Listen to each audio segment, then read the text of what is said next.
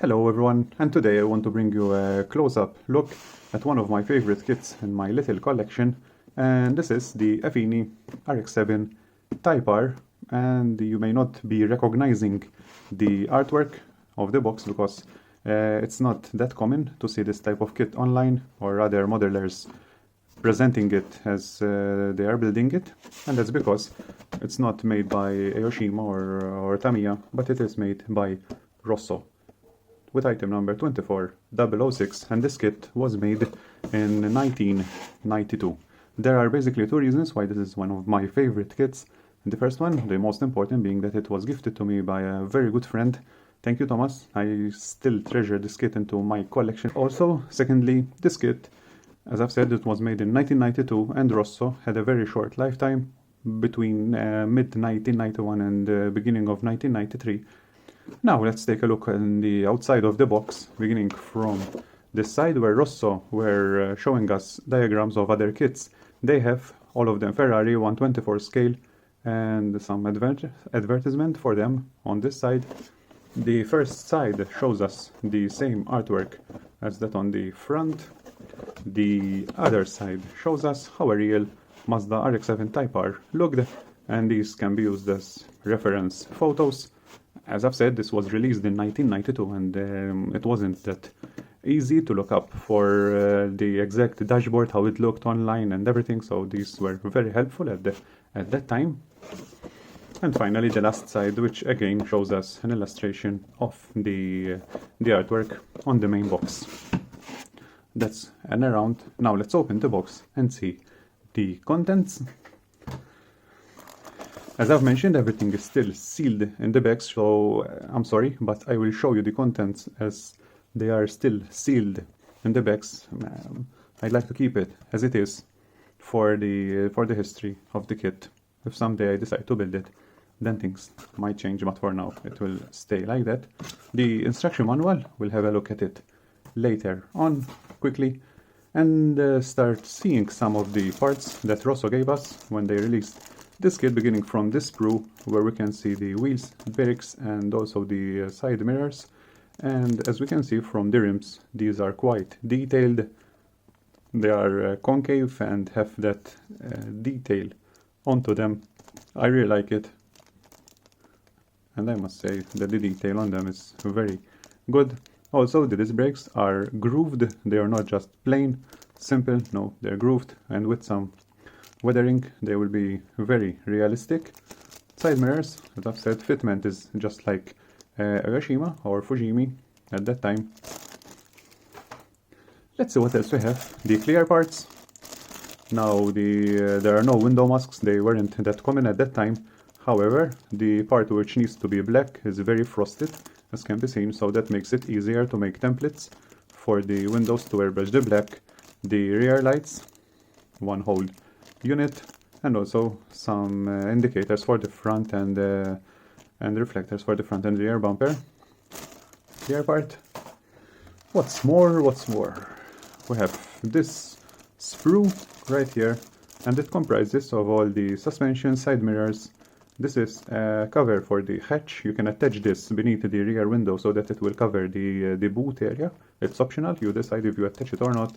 Differential license plates, rear spoiler, and also a very nice front spoiler, which will make the front look a lot low to the ground when attached beneath the front bumper.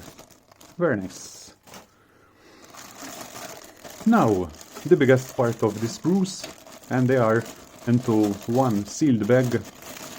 They come together, and this comprises of the main chassis and interior parts. As we can see, this is part of the interior, and the other one has the main parts of the chassis over there. Let me show you the dashboard and just look at those details. There are barely any mold lines or defects to take out.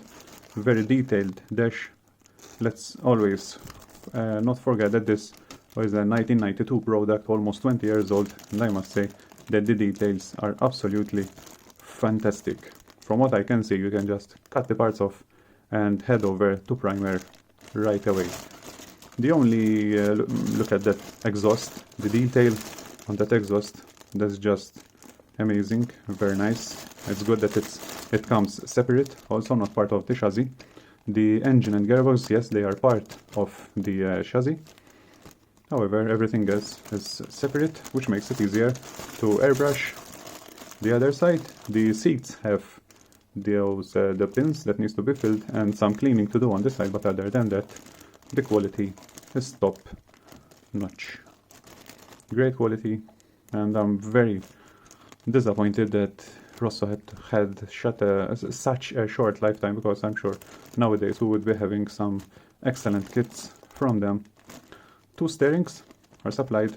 Also, you have the option of going to manual or automatic, 3 pedals or 2 pedals. There we go. What's more, they give you some type of leaflet or sheet, I don't know exactly what it is, it's all in Japanese, maybe to order some parts, some replacement parts, maybe, I don't know, just let me know if you know, but obviously nowadays it's too late to order parts because they are long gone. The decal sheet, basics, just the basics. Number plates have yellowed out due to the time, however it's still nice crisp details.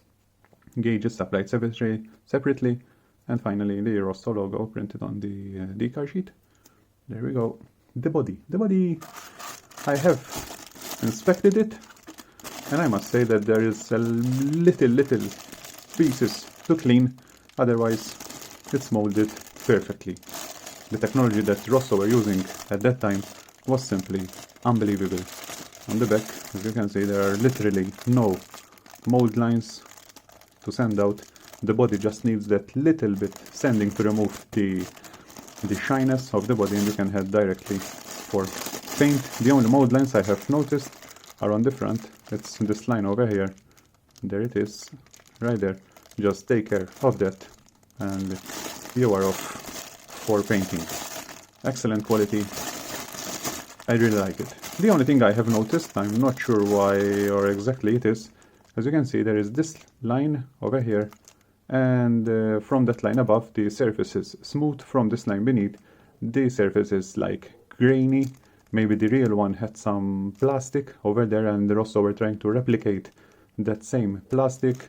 It continues also on the back. Here it is. As you can see, the bottom part is flat, and that is because of this knurled edge. Maybe the Type R was offered like that, and it's been replicated. I haven't searched, but the quality is something I am really impressed, considering it is 19 years old. Finally, the tires. The tires are also nicely detailed. These are Bridgestones. Look at that red. Excellent. Very nice, very soft rubber. We are also given a set of polycaps and also the shaft, metal shaft, for the rear wheels to attach together. That's all there is. A nice curbside kit of the RX-7, which I'm sure gave Tamiya a good fight in that 1992 era of the RX-7s. And finally, let's have a quick look at the instruction manual, where it perfectly tells you everything where it needs to go. Let's go.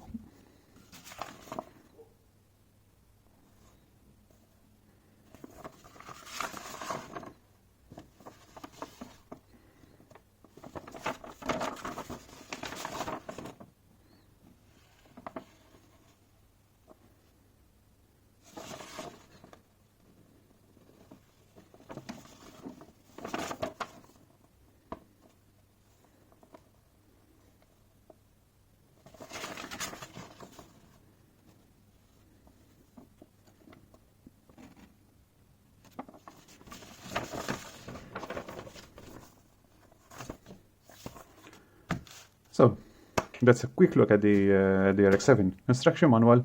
I thank you for watching this video. I really hope you find it interesting and appreciate this 20-year-old kit, almost 20-year-old kit from Rosso.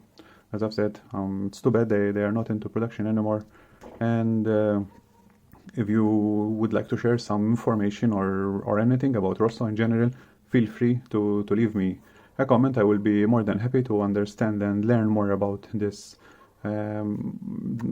Rosso corporation. I know that they release some excellent kits in their short lifetime. They began with 143 scale, turned to 124. They also released the Honda NSX in 112 scale, and finally they also released the 1:8 Ferrari kit, which nowadays it is highly sought after and also getting a lot expensive. I thank you once again for watching. I hope you find this video interesting. Feel free to leave me a like. I'm happy to make you these little close-up videos, and I will see you in my next video.